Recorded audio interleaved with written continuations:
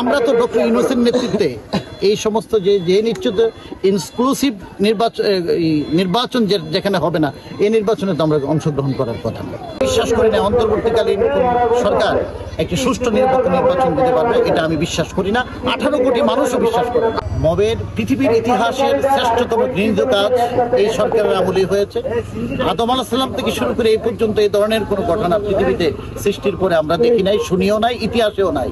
এটা ডক্টর ইউনূসের নেতৃত্বে যে সরকার, ব্যর্থ সরকার, তাদের নেতৃত্বে কবর থেকে লাশ উঠিয়ে লাশ পুড়িয়ে দেওয়ার দৃষ্টান্ত আমরা দেখেছি। সুতরাং অবিলম্বে আমরা ডক্টর ইউনূস সরকারের পদত্যাগ দাবি করছি। আইন শৃঙ্খলা বলতে কিছু নাই, মানুষ নিরাপত্তাহীনতায় আছে, কোথাও জনগণের কোনো নিরাপত্তা নাই, ব্যবসায়ীদের নিরাপত্তা নাই, দেশের ব্যবসায়ী করার কোনো পরিবেশ নেই।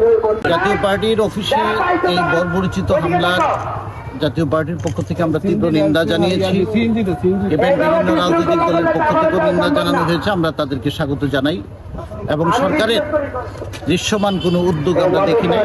আমরা আশা করব সরকার দ্রুত যারা এই হামলার সাথে জড়িত তাদের বিরুদ্ধে দৃষ্টান্তমূলক শাস্তি ব্যবস্থা করবেন।